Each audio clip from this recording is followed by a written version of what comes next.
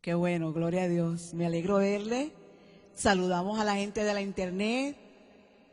Un aplauso para ellos, para que ellos se sientan ahí, que estamos con ellos también. Así que me gozo verle, que están bien. Quiero dejar por aquí a nuestro pastor porque la palabra es importante para nosotros. Amén. Me gozo de verle, que están aquí.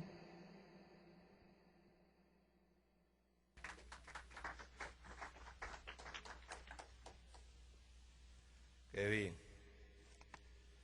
Vamos a ir a...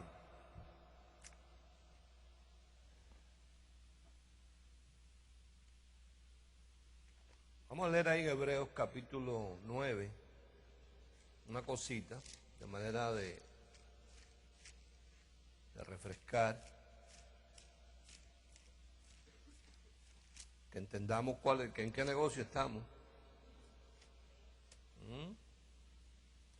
O sea, no se nos puede olvidar en qué negocio estamos. Y hoy es importante que tengamos presente, ahí en Hebreos capítulo 9, solamente vamos a leer 3 versículos, 9, 10 y 11. Y leemos el 14, el 15. Hacemos un pequeño recuento para refrescarnos, ponernos al día.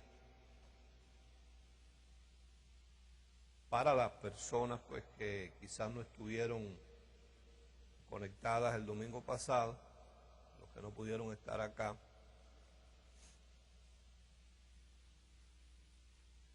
Y aunque usted haya estado conectado y haya estado acá, después de una semana de tanto bombardeo, eso nos ayuda a caer en caja y darnos cuenta de dónde estamos. Ahí en Hebreos capítulo 9, teniendo en cuenta que el apóstol Pablo le está escribiendo a una iglesia compuesta de gente hebrea, practicantes del judaísmo y conocedores de todo el rito judaizante. Entonces él o el Espíritu Santo usa eso para hacerle un simbolismo y una comparación, una analogía de las cosas que habían ellos estado practicando a través de tantos miles de años, y que ahora había venido un cambio después del sacrificio de Jesucristo, y que ya aquello había quedado atrás. Y si leemos capítulos anteriores, donde el Espíritu Santo, pues, utilizando al apóstol Pablo, le refresca la memoria a esta gente de que ahora estábamos en un nuevo pacto establecido sobre mejores promesas, y que aquel viejo pacto había desaparecido debido a que ellos, aunque habían aceptado a Jesucristo como Mesías, todavía tenían en la iglesia primitiva todo el judaísmo. Inclusive estaban obligando a la gente a continuar cumpliendo la ley de Moisés, a circuncidarse, a lo que el apóstol Pablo, Dios lo usa para que ellos cayeran en cuenta de que no podía seguir siendo así, que el corazón de este nuevo pacto, de esta dispensación de la gracia, era precisamente la ausencia totalmente de obra de ningún tipo, porque la obra le quita la gloria a Dios.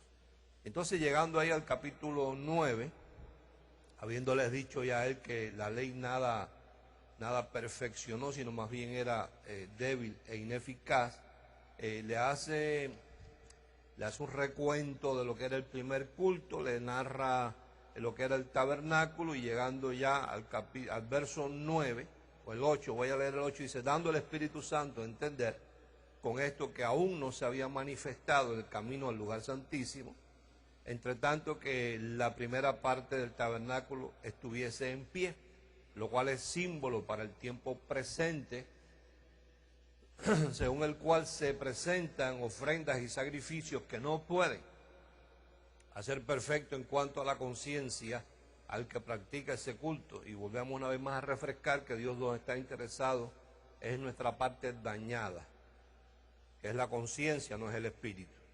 Y la carne no está preocupada por eso, no le interesa esa parte.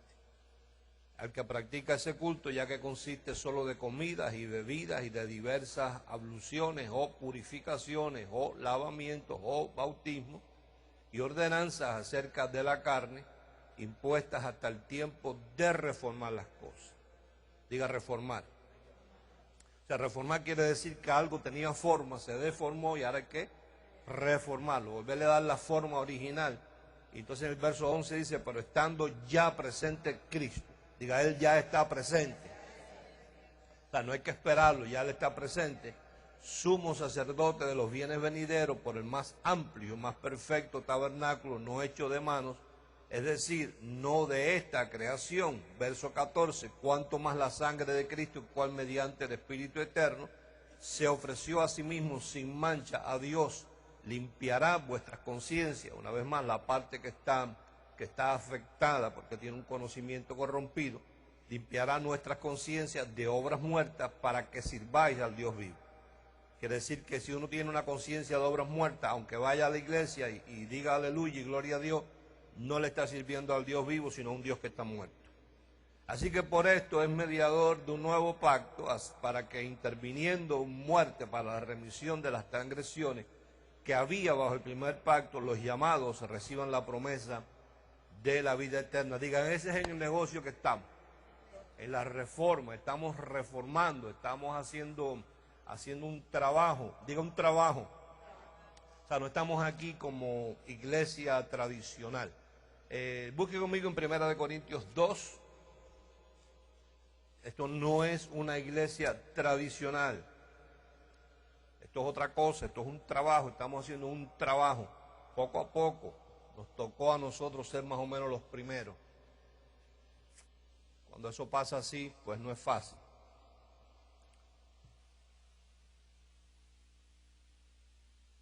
Primera de Corintios capítulo 2, verso 10.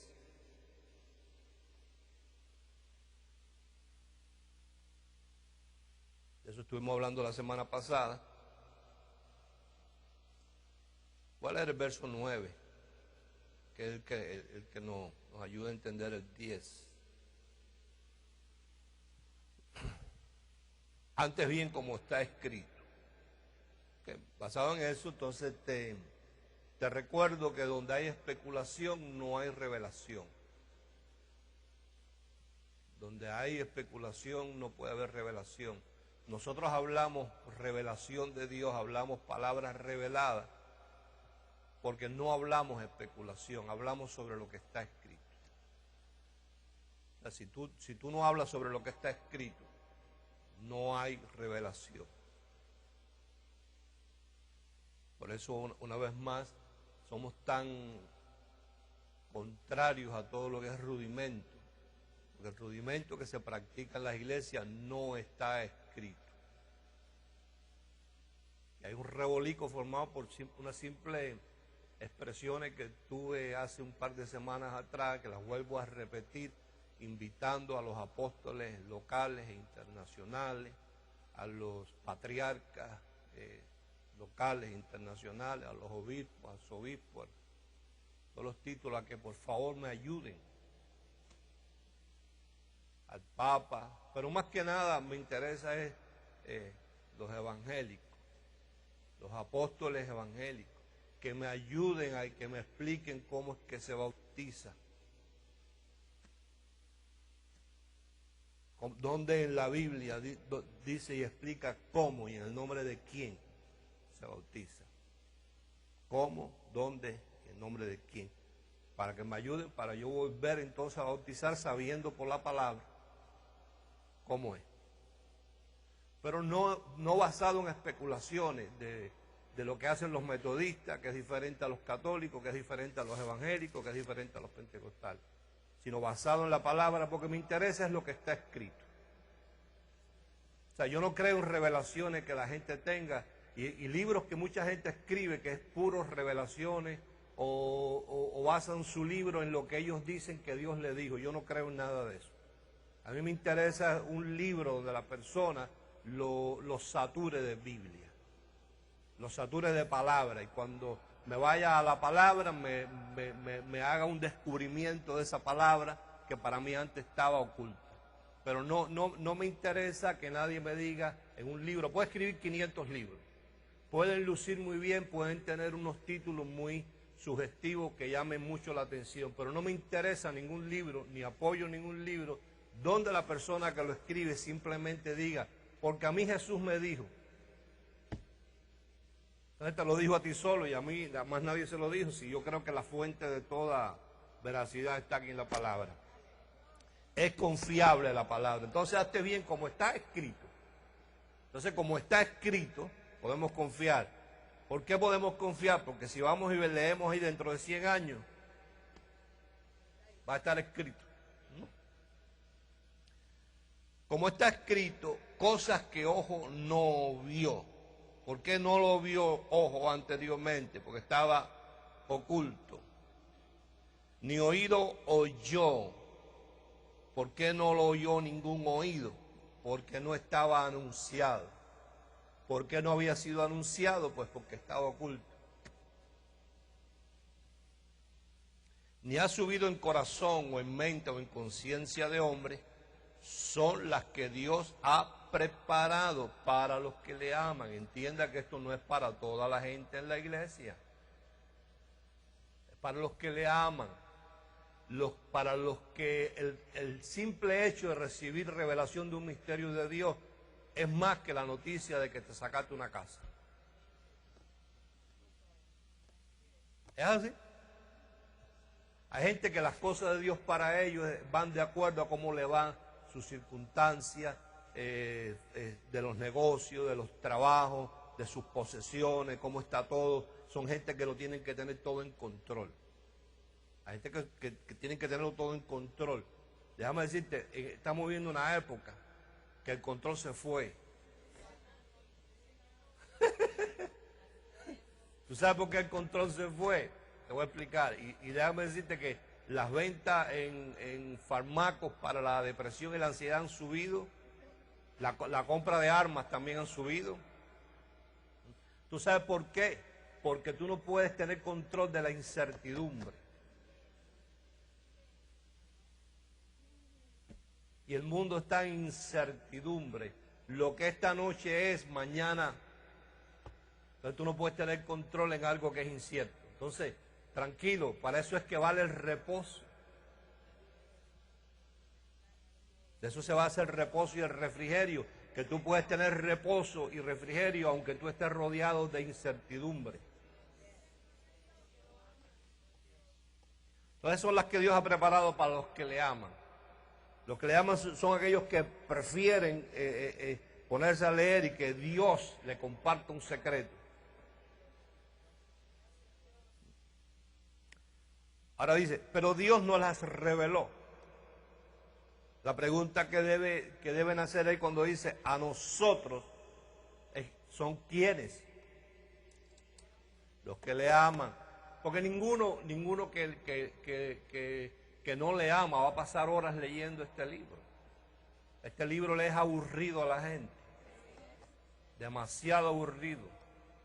Es un libro aburrido porque cuando no hay revelación cansa, hastía, es aburrido, es una pesadez, un pujo. Confunde a la gente. Pero cuando hay revelación, a veces tú en un pedacito, vaya. Entonces los que le aman usan tiempo para leer, no para estudiar. Los que estudian son los que van a los seminarios teológicos. Los que leen son los que le aman, quieren saber más de él. Y entonces él, viendo que tú le amas, entonces te revela lo que dice ahí. Dice, pero Dios nos las reveló a nosotros, los que le amamos por el Espíritu, porque el Espíritu todo lo escudriña, aún lo profundo. Y la semana pasada pusimos ejemplos, como cuando tú en tu casa, alguien toca la puerta, y cuando tú abres la puerta, tú eres el que determina hasta dónde tú dejas pasar en tu casa a esa persona. Si lo dejas ahí, le dicen, ¿qué te puedo servir? Porque a lo mejor eres uno que va repartiendo unos papelitos.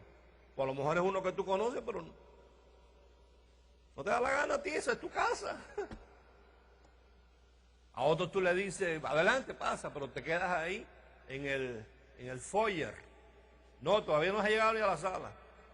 En el foyer, en el vestíbulo. Ajá, dime, cuéntame. Bueno, sí, qué sé yo. Ajá, esto, lo otro. A otro tú le dices, pasa, siéntate. Pasa, siéntate. Entonces te sientas en la sala. ¿Eh? A otros quizás le dices, ¿estás apurado? No, no mucho. Pues quédate para que almorcemos. ¿Sí? Pero a nadie o a casi nadie, dudo yo, de que tú le digas, ven, acuéstate en mi cama.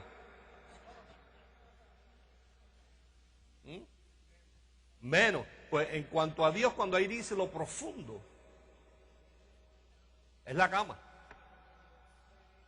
Entonces, cuando Dios habla de conocerlo a Él y Él conocerte a ti, lo que yo he leído y he investigado y he escudriñado para poder tener la revelación de lo que Él nos quiere decir, es casi como cuando tú tienes una relación íntima con tu esposa, con tu esposo, que es lo más íntimo. Es tu cama, es tu lecho, que lo que tú le vas a dar, tú no lo compartes con todo el mundo. Entonces, cuando Dios te invita a compartir contigo lo profundo de Él, es como invitándote a meterte en la cama con Él y ahí de tú a tú, sin que más nadie esté, compartirte sus misterios, lo profundo de Él, porque sabe y entiende que tú has utilizado tiempo para leer, porque tú quieres conocerlo, te quieres acostar con Él. Entonces, porque le amas, te lo comparte. ¿Yo me explico bien? No. Sí. Entonces estamos en eso. Estamos hablando de las 5 columnas de la reforma, de la restauración, y te las vuelvo a mencionar, son inspiración, iluminación, que todavía no hemos podido llegar ahí para hablar de eso. Este es el mensaje número 5 sobre este asunto, inspiración, iluminación, las cuales son necesarias para la revelación, que es la columna principal, que es de lo que hemos estado hablando en estos 5 mensajes. Impartición, donde la persona imparte a otras personas lo que ha recibido. En otras palabras, una vez tú recibes una revelación, esa revelación es tuya. No es de todo el grupo, es tuya. Y tú eres el que en el sentido espiritual y en el mundo espiritual, que es el que predomina, no el terrenal, das como permiso para que esa otra persona tenga acceso a esa revelación que a ti te dieron. En el mundo natural la persona puede comprar los cassettes. Puede llegar a una de nuestras convenciones, que siempre llevamos cantidad de material, y decir, dame uno de cada uno. Y comprar $1000 en material. Eso no quiere decir nada. Tengo que ser yo, en este, ¿no? Puede ser otro. Pero en el caso de este, yo soy el que imparto, porque a mí me la dieron. Entonces yo doy permiso para decirte, úsala. Y eso es en el mundo espiritual. Eso no tiene ni que hablarse. Eso, aunque delante de Dios yo esté de acuerdo, la otra persona por allá, ¡pum!, la toca. Y la otra es padronaje, cobertura. Ya hablaremos sobre eso. Entonces estamos en el negocio de la reforma. Estamos en ese negocio. No es un negocio fácil. Después que la gente deformaron las cosas, que tú vengas ahora a torcerle todo, echárselo para quitarle la comodidad de donde ellos están, que a la gente no le gusta eso. Estuvimos hablando sobre eso y que en la especulación no hay revelación y que toda reforma trastorna. Dios está restaurando muchas cosas, restauró su pueblo. Ya el pueblo de Dios no es Israel, es la iglesia. Ya el templo de Dios no es un edificio, somos nosotros. Ya es la sangre, no es la de un chivo, es la de Jesús. Ya no se ora pidiendo, sino se declara basado en lo que Él hizo. Sobre todas las cosas Dios está restaurando, es necesario, el lenguaje. Si no se restaura el lenguaje, no se puede entender, porque la falta de un lenguaje igual es lo que crea la confusión. Y eso nació en la torre de Babel. Dios le confundió las lenguas y de ahí nace la palabra Babilonia, que quiere decir confusión religiosa. Entonces, si tú observas el mundo evangélico, o vamos a decir religioso hoy en día, es una Babilonia, porque todo el mundo anda confundido, cada cual dice una cosa diferente, ¿ves? Entonces la única manera es venir a lo que está escrito. Y entonces hablar conforme a lo que está escrito. Por eso el apóstol Pablo, el Espíritu Santo, yo mismo me tengo que corregir porque no es Pablo, es el Espíritu Santo, el que le dice a la iglesia de Corintios, en el primer capítulo, verso 10, que todos hablen una misma cosa. Si todos hablamos una misma cosa, ya no hay confusión, se acaba la confusión. La confusión viene cuando cada cual habla una cosa diferente.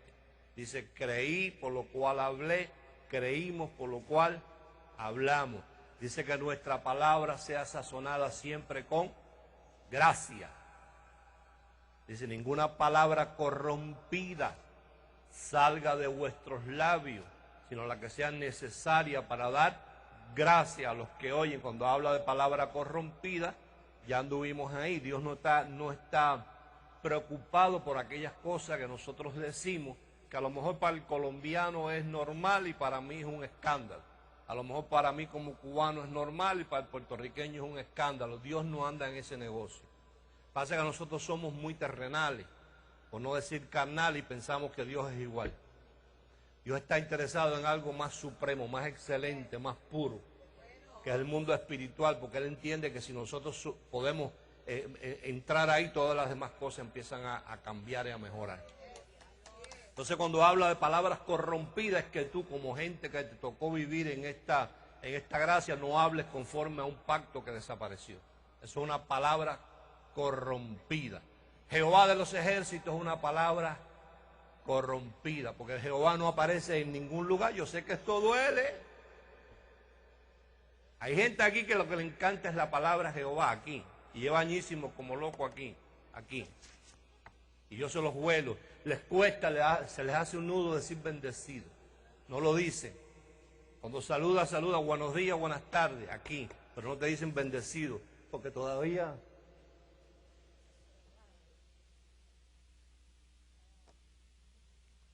Pero es bueno que la gente sepa que cuando por allá dice Jehová te bendiga, es una palabra corrompida. Delante de Dios es una palabra obscena. No un coñito, eso no. Dios no está ni interesado en eso, ni entiende eso, ni le importa. ¿Viste? Entonces dice que Jesús cuando resucitó dijo, hablarán nuevas lenguas de aquí en adelante. Entonces déjame hablarte algo sobre 2 de Corintios capítulo 4. 2 de Corintios capítulo 4.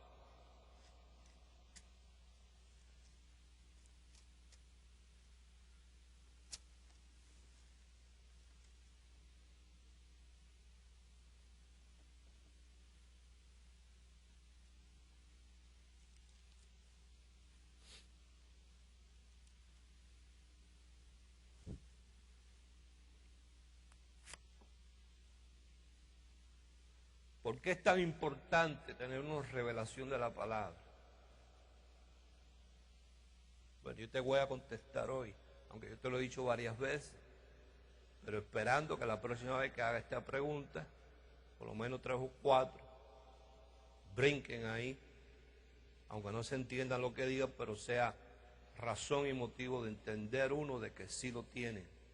Nadie puede recibir beneficio de algo si primero no le es revelado. Porque nadie puede creer en aquello que no conoce. Tú para recibir tienes que creer. Y creer por fe es la certeza de lo que tú esperas. Pero si tú no conoces lo que tú esperas, tú no puedes creer por fe. Entonces esa es la importancia de recibir revelación de la palabra. No simplemente oírla muchas veces, sino que eso sea parte de uno. Parte de uno, como cuando te comes la manzana, que ya tú sabes que sabe. Te comiste la cáscara, la semilla, la pulpa, ahí tú dices, esto es dulce, esto es amargo, esto es duro, esto es blandito. Entonces esa manzana llegó a ser parte tuya, así es esto. No es suficiente oírlo, sino que sea parte tuya, que a ti se te salga. ¿Ah? Como el que come mucha grasa, que se pone mantecoso, así. No tiene que decir, para ningún lugar no tiene que jurar, yo como mucha manteca. ¿Por qué? Esto es igual. Esto es igual. Lo que se ve no se pregunta.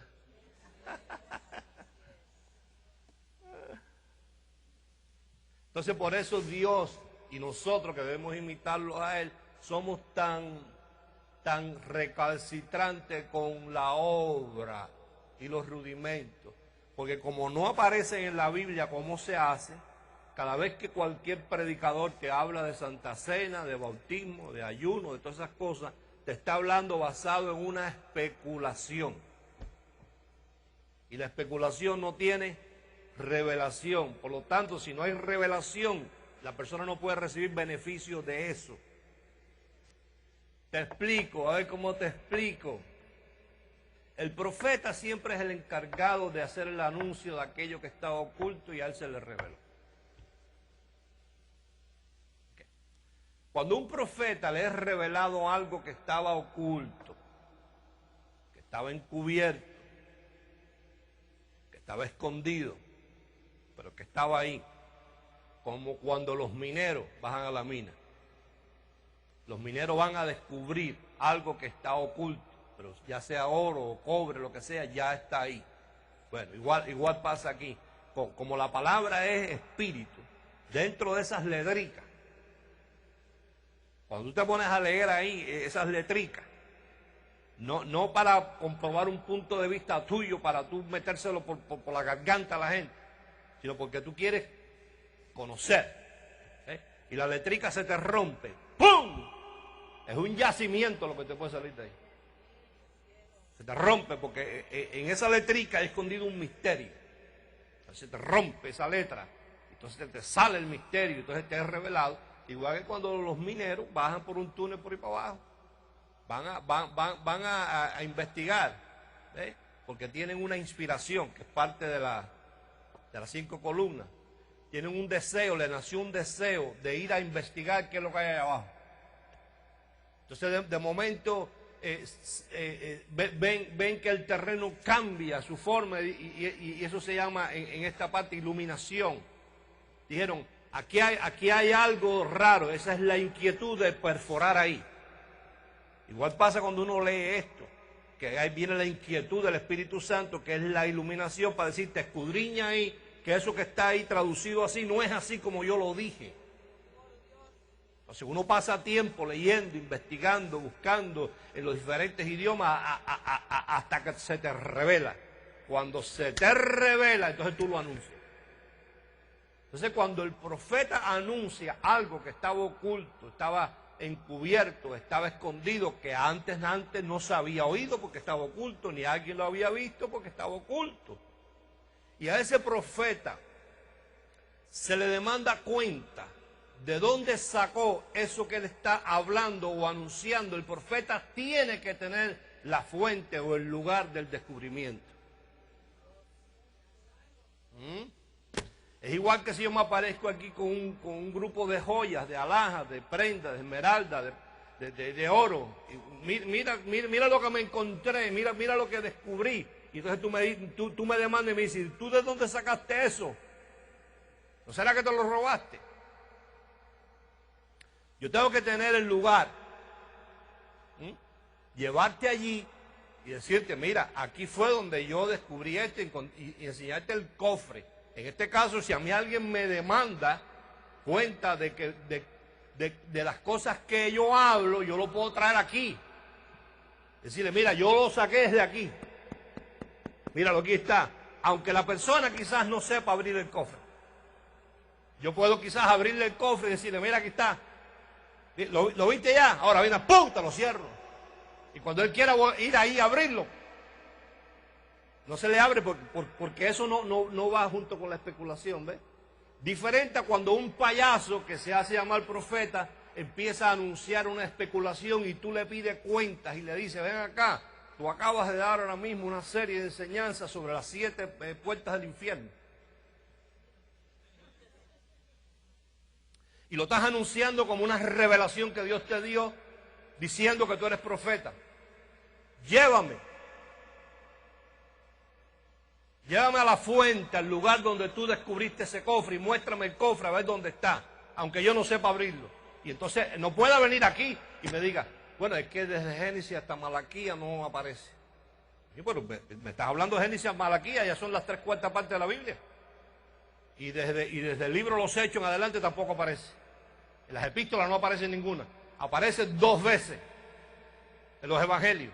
Y por 2 veces que aparezca en el evangelio, que tú estás especulando porque esa palabra está mal usada, tú vas a mandar a la gente que según tú se portan mal en la iglesia para el infierno. Entonces tú me estás hablando sobre una especulación, no sobre algo que está escrito. Tú no me estás llevando a la fuente de tu revelación. Tú estás payaseándole a la gente. No es que a algún lugar tienen que ir los malos. No, hermano, tú no puedes abrir un infierno porque tú creas que los malos tienen que ir para ahí. Los malos van para otro lugar, pero no es para el infierno. Tú no estás aquí para... A ver, ¿cómo te lo explico, chamaco? Ahora hay un rollo, te lo voy a traer al diario Vivir. Ahora hay un rollo con los jueces en el asunto de la... ¿cómo se llama? Los fraudes hipotecarios. Entonces los jueces dicen... es que no podemos hacer lo que quieren los abogados, porque si yo hago lo que quieren los abogados, el país se va a la quiebra. Entonces la respuesta del juez es esta: señor juez, usted no está aquí para crear leyes, usted está aquí para hacer cumplir las que están escritas. Por eso el símbolo de la justicia, ¿tú sabes cuál es? Una muchacha con los ojos tapados y una balanza. La muchacha no tiene que ver nada así, mira por allá. La muchacha lo que ve es las pruebas. Y basado en las pruebas hace que se cumpla lo que ya está escrito. Ningún juez puede tomar una decisión que esa decisión lo lleve a que se forme una ley nueva. Porque este es un país democrático. Y aquí hay, mira, sistema judicial, sistema Senado, hay Congreso, hay representantes de la Cámara, que toda esa gente se reúnen con todos sus defectos y todas sus equivocaciones, y entre todos ellos crean la ley y después se la llevan al presidente para que la firme. Entonces un juez no puede decir, yo no voy a firmar eso porque entonces eso va a crear un problema financiero. ¿Y quién te puso a ti para ir para eso? Entonces esto pasa igual. O sea, tú no puedes decir a la gente, es que hay que tener un infierno porque la gente se porta mal. No, hermano. Olvídate si se portan mal o se portan bien. Muéstrame tu revelación de dónde tú la sacaste. Porque si tú no la sacaste de aquí, conforme a lo que está escrito, lo tuyo es pura especulación. ¿Estamos en eso? ¿Ven? Entonces, lee conmigo donde te dije, 2 Corintios 4. Por ahí hay esperanza.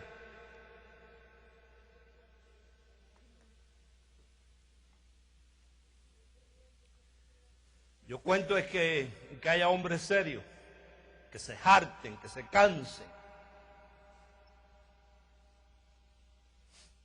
Verso 7.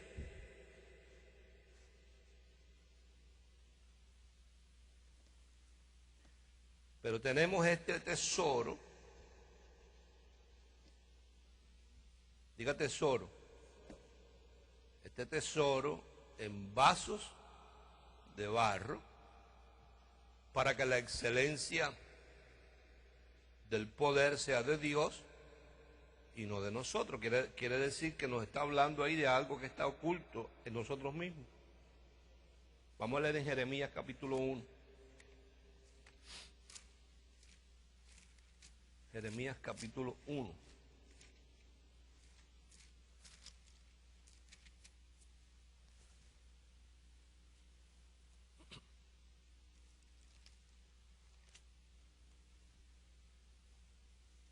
La iglesia, la iglesia está llena de especulación, la iglesia no tiene revelación, porque eso es lo que se le habla, especulación.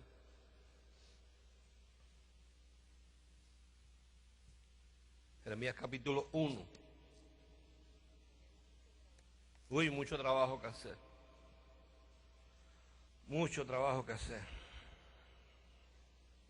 Pero yo te traje algo aquí que me regalaron que te va a alentar. Te va a alentar. Estamos dependiendo en estos tiempos, no tanto de gente que esté a favor de nosotros, sino gente que sea seria, gente que se harte de lo que está pasando y tengan el valor de pararse y aunque no nos puedan decir como nosotros podemos decirle a la gente, aunque ellos no puedan decirle al mundo todavía, este es el camino correcto, porque a ellos no les ha sido revelada la gracia. Sí están parándose hombres muy serios aquí en Estados Unidos, hartos de tanta basura que está ocurriendo dentro de las iglesias. Hombres conocidos.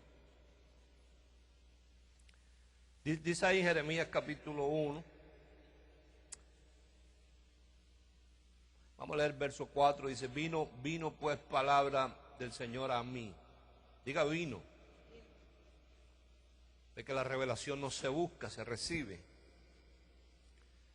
Vino pues palabra del Señor a mí diciendo. O sea, tú te pones a leer lo que quieres conocer sin tener que pedir nada. Cuando Él quiera, la palabra viene, te golpea. Y Él no, como no conoce, de las cosas aquí abajo, Él no está muy al día, ¿no? Él te interrumpe muchas cosas. O sea, la palabra viene y no tiene que ver con lo que tú estés haciendo. Dice, vino pues palabra del Señor a mí diciendo, antes que te formase en el vientre, te conocí.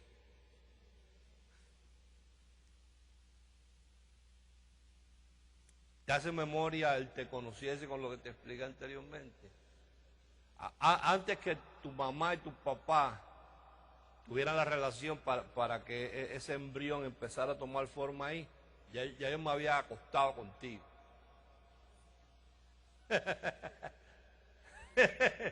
Tú y yo habíamos estado revolcados tú sabes como le dice, en el hebreo dice el naos. El naos es la parte más escondida del templo. Igual que en el castillo de un rey, la parte más oculta, escondida y privada es la recámara. Cuando una de las mujeres de los reyes logra llegar ahí, está coronada, algunas no entienden, van y logran y se meten en la recámara para ver si pueden llevarse el collar de perlas o llevarse el collar de esmeralda. Pero la semana pasada estuvimos hablando del ejemplo de Esther, que Esther llegó al patio y del patio el rey abrió la puerta de la habitación y le mostró la recámara, le mostró la cama. Lo que le estaba diciendo era, ahí está. Y le dijo, ¿qué tú tienes, Esther? ¿Qué? Como diría un rey cubano, ¿qué huerta? ¿Qué volá contigo, Esther? Pide lo que tú quieras, que hasta la mitad del reino te daría. ¿Tú crees que ella fue boba? Dijo, tranquilo, que a la vez que yo te agarro a ti tengo el reino entero. Entonces Dios le está diciendo en ese contexto, y es el que yo quiero que tú puedas agarrar. Cuando Él le dice a Jeremías, fíjate, antes que te formases en el vientre, yo te conocí. Quiere decir que tú y yo en el área del espíritu, estuvimos revolcados. Y eso que tú tienes dentro de ti, te lo puse yo allá. Cuando nos revolcamos, te lo hablé aquí.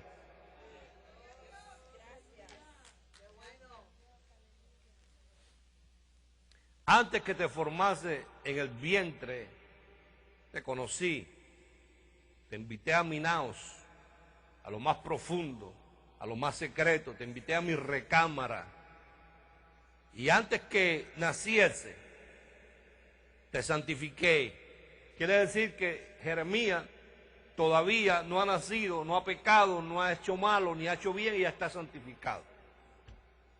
Y yo soy así igual. Y antes que naciese te santifiqué, oído, y antes que naciese, antes que fuera a la escuela, antes que fuera al instituto, antes que fuera al seminario teológico, te di por profeta.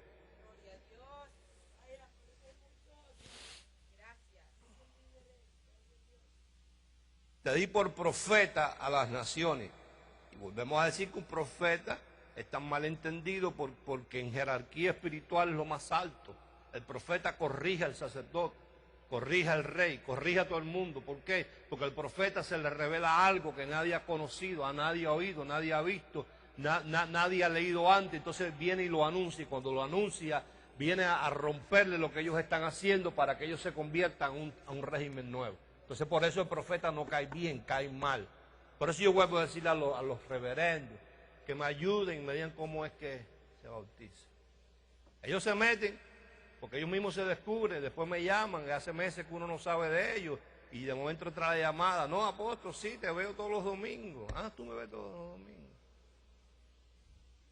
Y fulano también te ve, dice. Y yo dije, Señor Dios, he aquí no sé hablar porque soy niño. Y me dijo el Señor, no digas soy un niño, porque a todo, diga todo, a todo lo que te envíe irás tú. Y dirás todo lo que te mande. Y después le dice, no temas delante de ellos, porque contigo estoy para librarte, dice el Señor. Y extendió el Señor su mano y tocó mi boca, y me dijo el Señor, he aquí, oído, he puesto mis palabras en tu boca. Eso es revelación para que sea anunciada. Mira que te he puesto en este día sobre naciones y sobre reinos para arrancar y para destruir. ¿Viste? Que la reforma no se puede hacer encima de algo corrompido. Que eso fue lo que le dijo Jesús a la gente de su época. Oye, el vino nuevo no puede ir en odre viejo. Entonces hay gente que quiere ministrarle gracia al hermanito, a la hermanita, al primo o al familiar o al amigo o a la amistad, sin tenerle que derrumbar o destruir primero el fundamento que tiene. Y así no sirve. Les creas confusión. Mejor es que, mira, el que está predestinado para esta sabiduría, cuando tú le hablas y le rompes rudimentos, se goza y recibe libertad.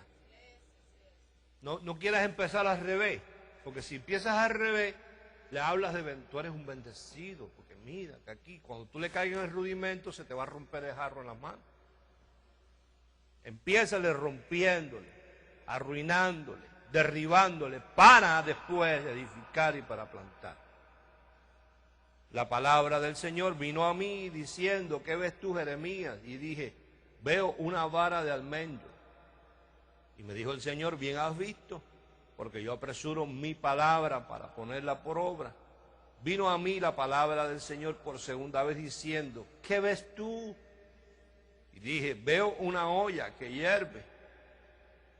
Y su faz, su frente está hacia el norte. Me dijo el Señor, del norte se soltará el mar sobre todos los moradores de esta tierra.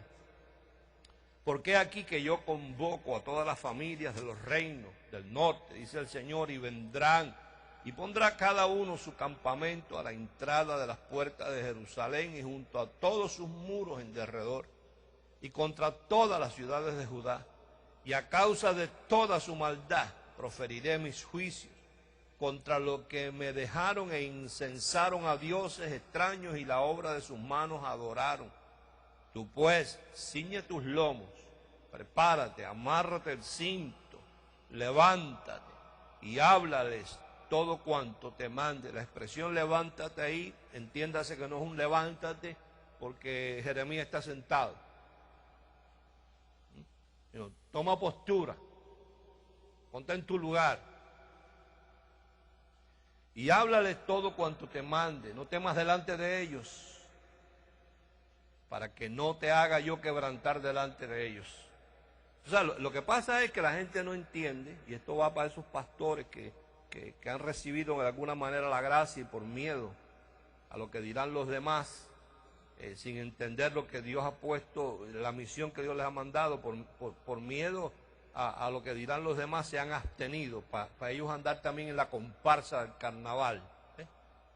Pero bueno, pero aquí dice así, mira, dice, tú pues ciñe tus lomos, levanta y háblales, ¿cuánto? Todo cuando te mande, no temas delante de ellos, para que no te haga yo quebrantar delante de ellos. Quiere decir que cuando uno le toma miedo a los hombres, porque lo van a sacar a uno de la comparsa del carnaval, entonces Dios dice, ah, sí, pues entonces yo soy el que te voy a quebrantar ahora. Oye, mi felicidad es esto. Esta es la mía. Yo he dejado muchos negocios, carreras y todo por este asuntico de este librito. Porque aquí yo te he puesto en este día como ciudad fortificada, como columna de hierro y como muro de bronce contra toda esta tierra.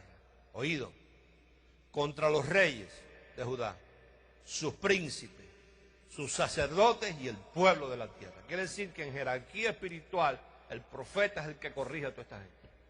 ¿Por qué? Porque es el que viene a anunciar lo que estaba oculto, a anunciar lo que tiene revelación. Por eso Dios dice, yo he puesto este tesoro en vasos de barro. Lee conmigo en 1 Corintios 13, una vez más. Voy a ver si te siembra un poquito más ese deseo de Dios, no voy a decir mandamiento, ese deseo de Dios.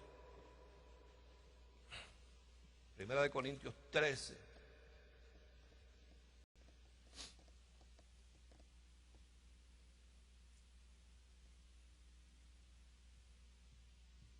Esa es la razón por la cual la gente no disfruta el reino. Porque el reino, si no le es revelado a la gente.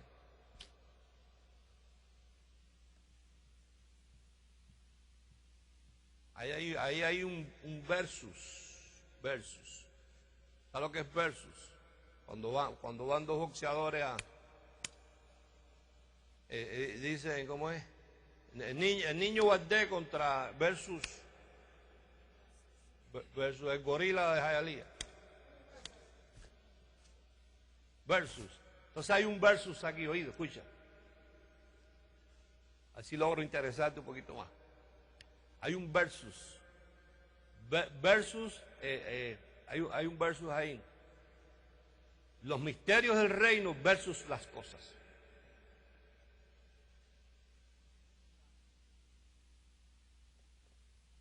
No van juntas. Pastor, es que las cosas son necesarias. I know, he knows. Él lo dice ahí. A buscar el reino de Dios, cómo esto opera. Si nos está diciendo, busca cómo opera, quiere decir que la operación del reino está escondida. No es pública. El reino tiene protocolo, el reino tiene principios, el reino tiene prioridades, el reino tiene forma en cómo opera, porque hay un rey, un gobierno ahí espiritual que lo clasificó de esa manera. Entonces nos está diciendo, buscar primeramente el reino de Dios y cómo esto opera. ¿Por qué hay que buscarlo? Está escondido. Entonces, buscarlo y encontrarlo quiere decir, me fue revelado. Porque como está escrito, como reino funciona, está aquí. Está escrito, cosas que ojo no vio del reino, cosas que oído no oyó del reino, son las cosas que Dios tiene preparado para los que le aman y nos las reveló, las cosas del reino a nosotros por el Espíritu. Entonces hay un verso ahí, el gorila de Hialeah contra el indio Comanche de Southway. Versus. Las cosas, primero diciendo, ustedes se afanan por esto y por esto. Afanado no se recibe revelación, ¿aló? Porque el que va afanado va a buscar ahí una palabra de última hora ahí a ver cómo se agarra. Ahí no es revelación. Eso hay que tener reposo, dedicar tiempo de calidad para meterte a las recámaras. Es igual que una mujer, yo creo que no le agrada a una mujer que venga el marido y se le tire arriba. ¿Ah? Le haga un quickie. Se llama así, le dicen así, un quickie.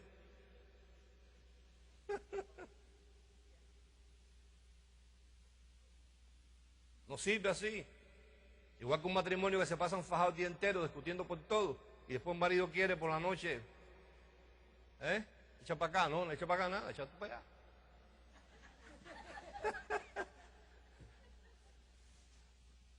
Echa para acá, ni echa para acá, echa tú para allá. Si me dijiste 20 cosas por el teléfono, me dijiste 20 cosas cuando llegué aquí a la casa, tienes una cara de perro, Nada te viene bien. Y ahora echa para acá, no, echa para allá. Igual pasa con esto. Igual pasa con esto. Hay un versus. El gorila de Hialeah contra el indio de Sahuel. Versus las cosas contra los misterios del reino. Cuando uno está más pendiente de las cosas que de los misterios del reino, no hay revelación en eso. Porque afanado no se recibe revelación. Te digo, se necesita tiempo de calidad, como cuando Dios en el contexto dice, quiero conocerte. Te está invitando a su recámara, lo más privado, lo más profundo, para estar ahí con calma, sin ¿cómo se llama? Sin apurillos, sin interrupciones, para que uno pueda recibir la revelación de lo que Él nos quiere dar. Entonces, tan pronto se recibe revelación del reino, todo lo demás camina bien. No como uno quisiera. Diga conmigo, bien no significa como uno quiere. Vamos.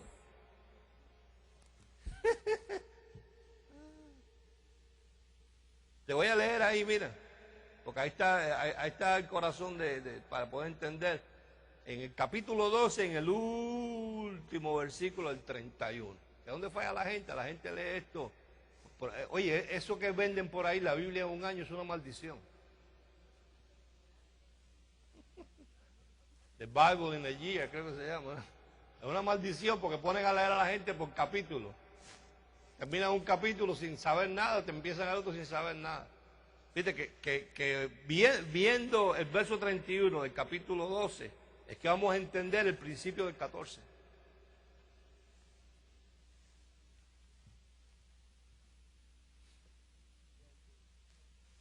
¿Ya lo encontraste?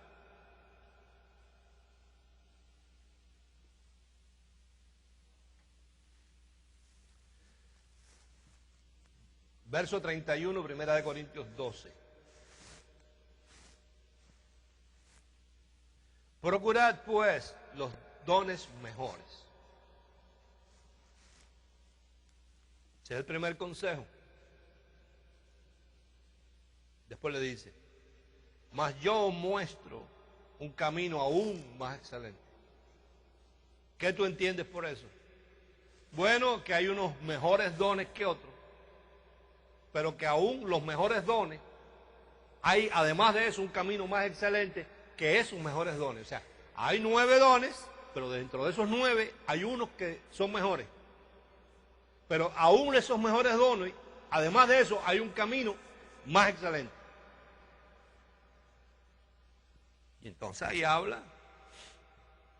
Si yo hablase lenguas humanas y angélicas y no tengo amor, y le da mucha prioridad ahí al amor, lo cual es muy bueno.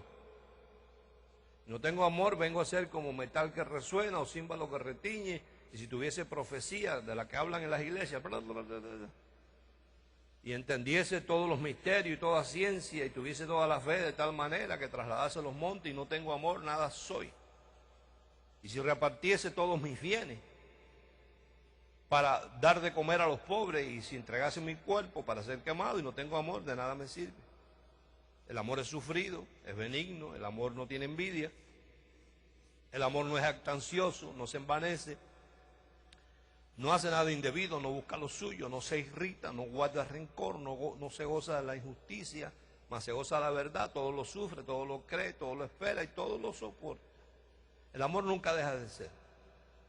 Pero las profecías, las que hablan en la iglesia, que interrumpen y nadie sabe un final lo que se habló, se acabarán y cesarán las lenguas y la ciencia acabará, pero porque en parte conocemos y en parte profetizamos, mas cuando venga lo perfecto, entonces lo que es en parte se acabará.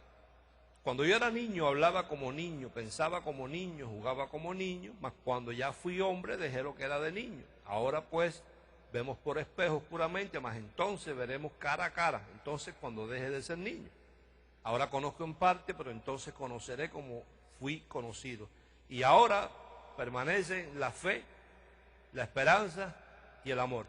Esta es la respuesta a la primera línea del versículo 31, donde dice, procurad pues los mejores dones. Estos son la fe, la esperanza y el amor. De estos tres, el mayor de ellos es el amor. Ahora el 14. Seguid el amor. O sea, no lo dejes, porque ya te acabo de decir que es el mayor de los tres. Y procura los dones espirituales. Pero mira lo que dice. Pero sobre todo, sobre el amor y sobre la fe, sobre la esperanza y los demás dones, sobre todo que profeticéis. Oído. ¿Por qué en el corazón de Dios y en el aspecto de Dios profetizar lo más importante? Porque profetizar es anunciarle a la gente el corazón de Dios. Lo que Él estructuró. Lo que Él estructuró y vino y guardó y escondió y ahora viene y lo saca para que uno lo anuncie. Entonces, en el corazón de Dios no hay jerarquía más importante que el profeta. Y en este caso, el nuevo pacto, déjame decirte, todos los que reciben palabra de gracia son profetas que están supuestos a profetizar. Entonces, a mí me regaló, no, yo te lo voy a devolver, Rolando. Me lo facilitó. Yo no compro libros de nadie, porque no hay nada interesante que leer. Los que dicen que hablan gracia, cuando tú ojeas el libro, es una desgracia. Pero cuando él me llamó, que había encontrado este libro, me llamó la atención el título. Creo que me llamaste en el lugar donde lo estaban vendiendo, ¿eso es? Yo le dije, cómpralo. Porque se llama el despertamiento de la iglesia, un llamado urgente a la renovación. ¿Sí? Está escrito por quizás muchos de los que estén aquí no conozcan a este señor. Se llama Charles R. Winston. No es de las estrellas. No es de los artistas que tú ves en la televisora americana, porque ahí lo que hay son los artistas, ¿no? Pero esto es un ministerio, casi nadie lo conoce porque no está en la pasarela. O sea, no es de los de Benijín, no es de él. Pero son, yo diría que son los padres de la iglesia en Estados Unidos. Y otros más que yo estoy seguro que la mayoría no los conoce. Son hombres serios. Inclusive hay un libro que escribió, que yo no sé el libro, que se llama, el autor del libro El despertamiento de la gracia. Pero por lo que yo leí en el libro de gracia, no viene nada. Porque él todavía cree en el bautismo y el partimiento del pan y todo. Pero lo que yo vi detrás de todo esto, ¿qué fue? Lo que yo vi fue un grupo de hombres serios, hartos, cansados de ver en lo que se ha convertido la iglesia evangélica. Entonces, voy a utilizar unos 5 o 10 minutos en comentarios que recogí de algunos de ellos, que es lo que me animó a decirte que no está todo perdido, que vamos por buen camino, que esta gente, aunque no saben la respuesta todavía, saben que como está la cosa no es así. Ok. Voy a leerte un comentario que dice aquí. Dice, un señor que se llama Martin Lloyd Jones. En su casa lo conocen, pero si está aquí, es porque es un hombre serio, porque esta gente son gente seria. Dice, cuando la iglesia es absolutamente diferente al mundo, ella invariablemente atrae al mundo. ¿Sí o no? Es cuando el mundo está hecho para escuchar un mensaje de la iglesia que los hace meditar y odiar la forma en que viven. O sea, cuando el mensaje de la iglesia no es condenatorio, yo no estoy de acuerdo en condenar a la gente, pero sí el mensaje de la gracia confronta al individuo, para que el individuo sepa que no puede seguir así. Déjame leerte otro que me gustó mucho. Okay. Este quizás algunos de ustedes lo conozcan, es un pastor de California que se llama Francis Schaeffer. Estuvo hace muchos años en TBN. Él es un flaco largo, alto, así, encorvado. En aquella época usaba un afro. De una buena iglesia, un hombre muy serio, que dice, este pastor, Francis Schaeffer, he aquí el gran desastre evangélico, el fracaso del mundo evangélico, de pararse por una verdad tras una verdad. Hay una sola palabra para nombrar esto, y es que la iglesia evangélica se ha acomodado al espíritu del mundo.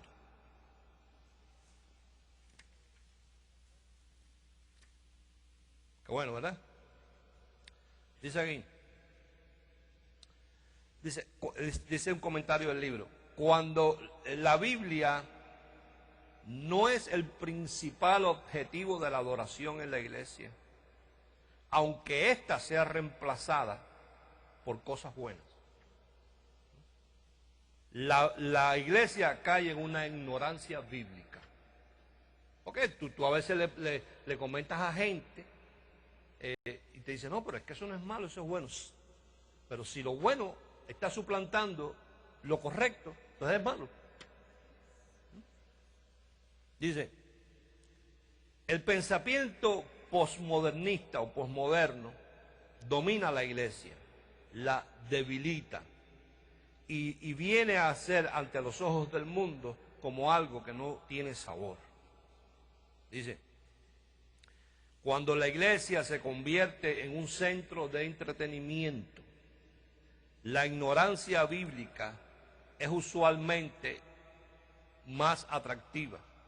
La gente se va del evento con una sonrisa en su cara, pero con un producto inservible en su interior. Porque disfrutaron un espectáculo, luces, humo, brincos, saltos, música excelente, unas orquestas tremendas, una cantidad de trucos impresionantes, te tumbo, te tiro el saco, te echo el aceite, te soplo, se caen 15, se caen 20, y la gente se va. Como cuando tú vas al Circo of Lake, que te vas con una sonrisa en tu cara, pero con un producto inservible en tu interior. Entonces dice, hay buenas noticias. Esto se puede cambiar. Diga que bueno. Ellos no saben cómo. Pero bueno, pero el hecho está en que, mira, hay gente que son poco serios, ¿ves? Aquí mismo, aquí en Miami hay un pastor que ya debería estar retirado, porque ya está choncho, ya no sabe ni lo que habla, pero así un tipo que siempre le ha gustado estar en la comparsa, ¿ves? Metido en todo lo que pasa.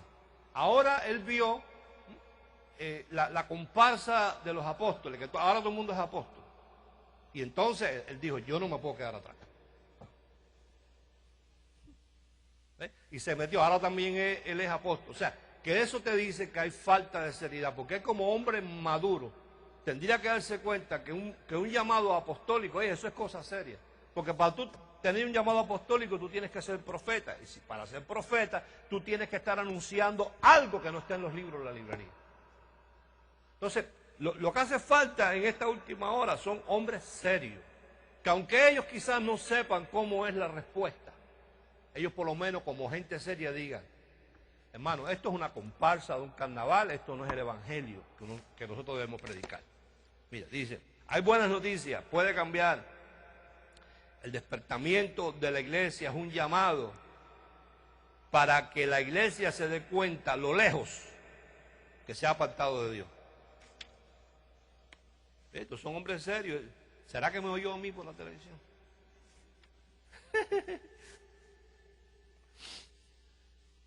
No es necesario, sobre todo si esta gente tiene ese sentir y son hombres serios, Dios le empieza a tratar con ellos.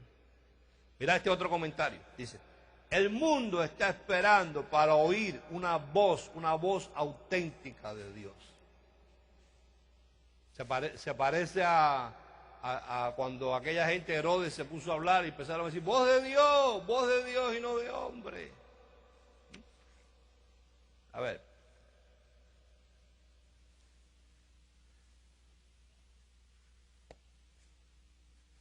Dice él aquí que él fue un pastor con mucha gente y no se dio cuenta de que, a ver cómo dice el comentario aquí, que me gustó tanto este comentario. Y resultó que finalmente cerró la iglesia, después volvió a abrir otra y ahora tiene poquito. Dice, la iglesia primitiva no le oraba a Dios para que Dios bendijera sus gimmicks. ¿Cómo se puede traducir gimmicks? Trucos. Los trucos. La iglesia no necesita trucos para atraer a la gente. Y lo hacen con el propósito de tener mucha gente, porque yo también lo hice. Pero dice, el tamaño de una iglesia, escucha, no se determina por la cantidad de gente. Porque si no, los testigos de Jehová serían los más ungidos.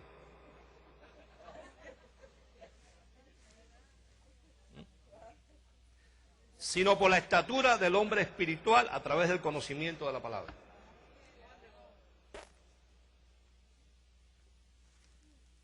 Entonces él dice que fue un pastor de una iglesia muy grande, pero llegó un momento que entonces hubo necesidad de ya él había delegado en pero entonces ya él no tenía tiempo de conocer al otro.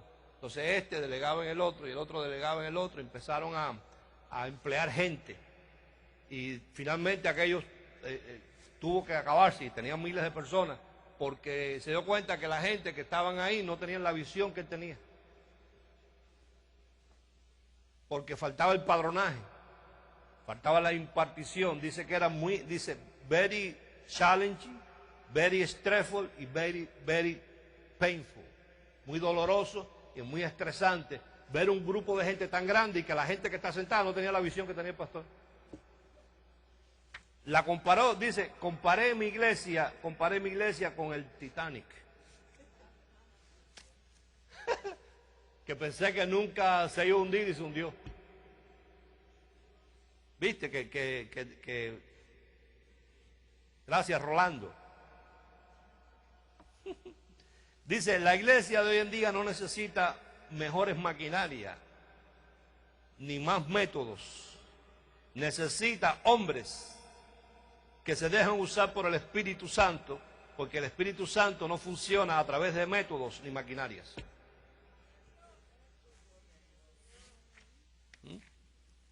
¿Qué te parece? Dice, mira, dice, nosotros los pastores hemos sido matados por el profesionalismo del ministerio pastoral. Porque hay escuelas que te enseñan a cómo producirte en un púlpito, cómo emocionar a la gente, todo eso lo hay. Eso se llama psicología pastoral, cómo uno debe comportarse en el púlpito para que la gente se emocione, cómo preparar a la gente para hacerle el llamado al frente, cómo manipular a la gente. Hay escuela. Dice él que los pastores han sido matados por el profesionalismo del ministerio pastoral. Oído, la mentalidad del profesionalismo no tiene nada que ver con la mentalidad de un profeta. Son dos cosas diferentes. Totalmente diferentes. Les digo un par de cositas más ahí. A ver. Bueno, dice aquí, hay una crítica aquí muy fuerte, que lo único que le faltó decir fue el nombre. Pero yo no voy a decir el nombre. Si te digo que es una iglesia muy grande que está en Texas.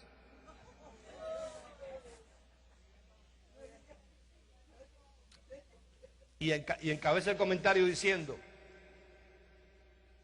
la tolerancia es la virtud de un hombre sin convicción. Agárralo, muérdelo.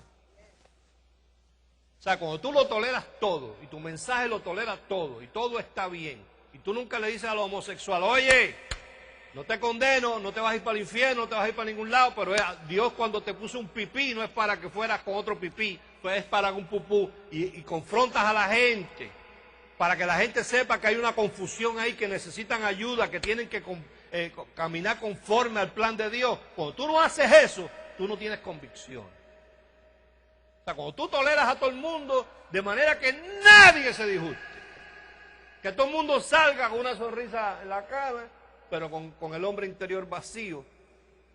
La tolerancia es la virtud del hombre sin convicción. Todo está bien, todo está bien y todo está bien, y es un humanismo, lo llaman un humanismo que es como un motivador malo, un medio motivador. Dice que es un producto humanamente orientado, que no tiene nada de espiritual, con significancia humana, lógica humana, importancia humana, opinión humana y eficiencia humana y resultados humanos. Todo humano.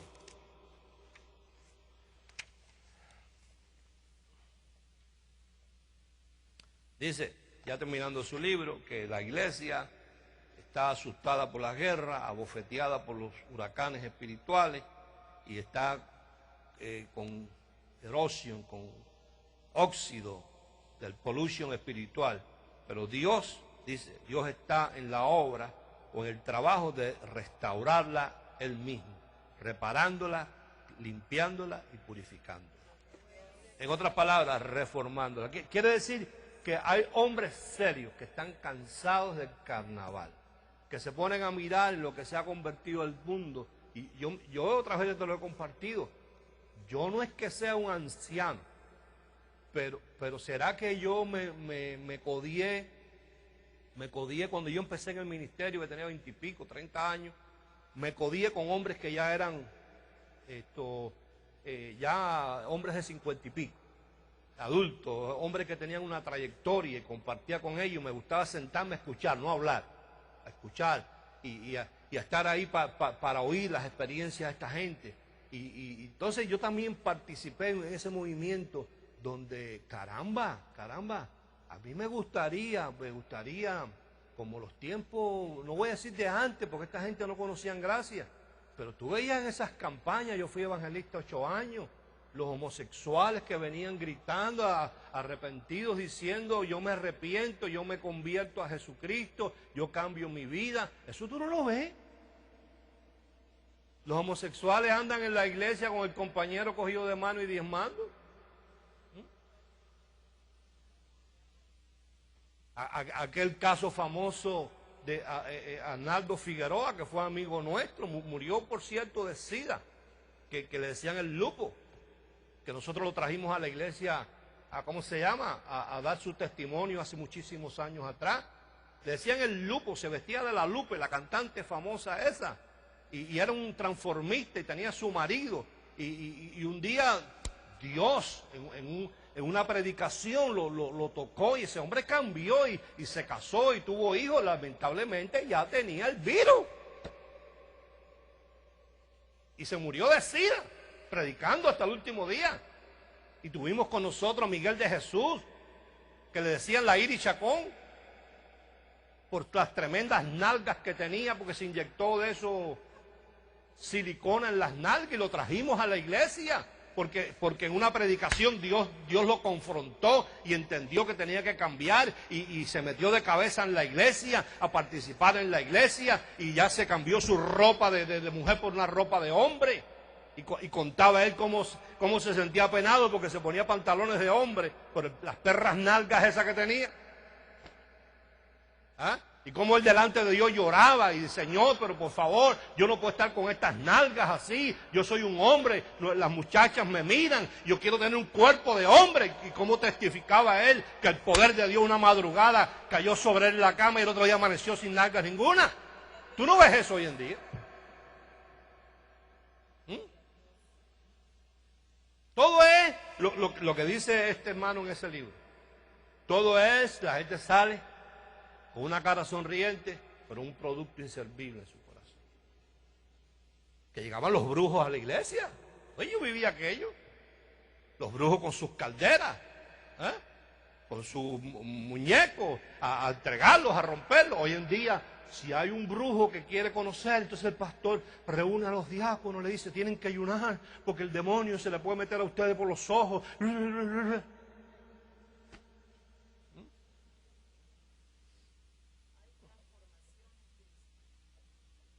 El mensaje es un mensaje aguado, es un mensaje sin convicción porque hay tolerancia para todo.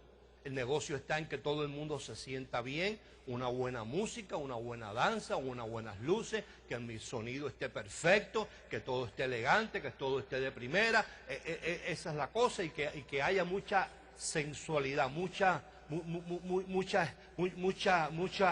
emoción dentro del culto, aunque el hombre interior se quede vacío. Te digo que yo durante los años eso y aún de pastor, ya siendo pastor, creo que éramos pastores ya, me invitaron a una campaña allá a Puerto Rico. Y entonces la campaña era en un barrio al aire libre, era una cancha de esa donde los muchachos juegan basquetbol. Entonces el pastor de allí cogió la cancha, la pidió, el permiso del alcalde y pusimos las bocinas y todo, y arrancamos la campaña, que eso, allá en Puerto Rico eso era una en cada esquina. Ahora cuando nosotros fuimos no hay ni una. La iglesia está cerrada, es lo mismo, todas las iglesias están igual en todas partes.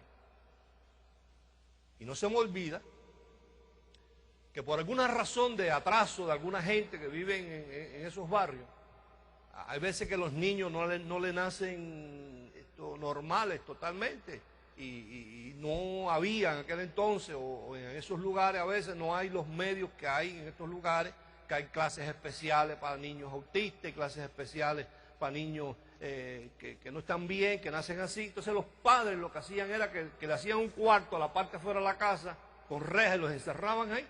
Entonces esa persona crecía y la barba le crecía y el pelo le crecía y lo tenían desnudo y se hacía su caca y todo, y desde afuera, eso lo presencié yo muchas veces porque mi negocio era andar por todos esos lugares, con una manguera desde afuera, lo bañan y sacan todo el orina y la caca y todo, entonces no lo pueden ni vestir porque se rompe la ropa. Un religioso lo puede catalogar un perfecto gadareno, pero son personas que nacieron con una incapacidad. Bueno, entonces estoy yo predicando una noche en esa campaña y en medio de la predicación yo hago así, miro y veo a aquel hombre en cuero con un pelo por aquí y una barba por aquí y unas uñas así, y cuando la gente que estaba conmigo, incluyendo los pastores, vieron a aquel bicho, hicieron ¡sí! Zafaron, porque ellos lo conocían pero yo no. Entonces yo me quedé congelado. Yo dije, Señor amado, ¿qué es esto? Y el hombre aquel me parte para arriba, en cuero, con toda la gandinga aquella en el aire. y muy bien dotado que estaba, por cierto.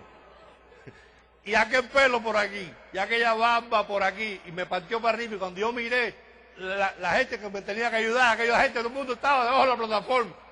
Yo dije, nada, aquí me apelo a la unción del Espíritu Santo y me quedé así. Cuando el hombre llegó y se me paró adelante, se me tiró de rodillas y me dijo, San Juan Bosco, tanto que te he rezado, por fin llegaste.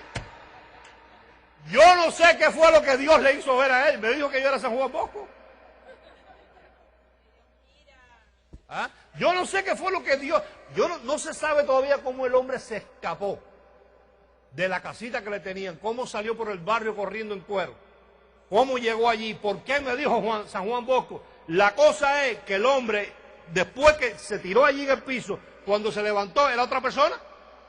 Lo cogieron mansito, la madre vino, lo buscó, lo sentó allí, terminó de oír la predicación en cuero. La gente así medio asustado. Y finalmente me enteré yo al pasar del tiempo que el hombre estaba común y corriente y sano. Ya tú no ves eso. Eso no se ve. Eso no se ve. No se ve como esos años. Yo conocí un hombre que se llamaba Roberto Fierro, puertorriqueño, criado allá en Los Ángeles, California, que le dio cáncer en los huesos y daba las campañas en camilla. Y la gente venía a ver al canceroso que predicaba. Y la gente venía a la iglesia y las iglesias se repletaban y la gente era sanada de todo tipo de enfermedad. ¿Tú no ves eso? Ahora lo que tú ves son puros artistas. La estrella. Pepito Berrío, que fuimos tan buenos amigos, ciego ya de las cataratas. Y cómo Pepito iba para los países eso a predicar. Y ciego él, la gente, Dios hacía unos milagros increíbles. Pero milagros. No los trucos que vemos hoy en día.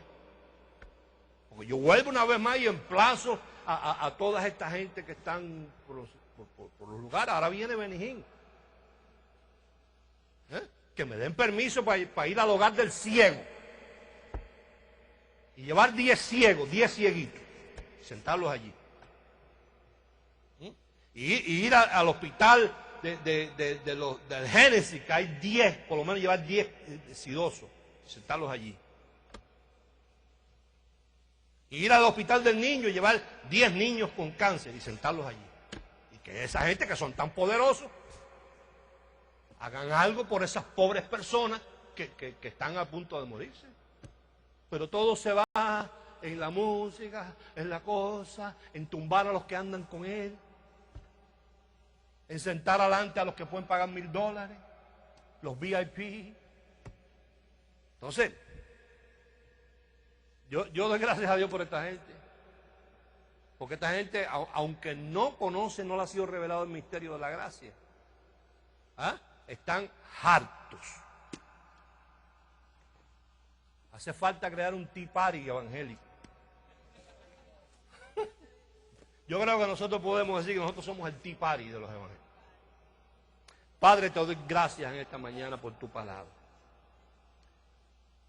Declaro, Dios, que el Espíritu Santo sostiene a todos aquellos que han decidido plantar esta bandera de la gracia en los diferentes países,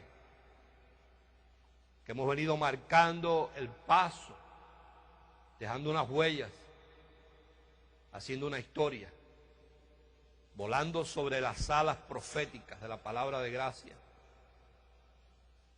declarando que el reino de la gracia es lo único que a ti te interesa que esté establecido en esta hora.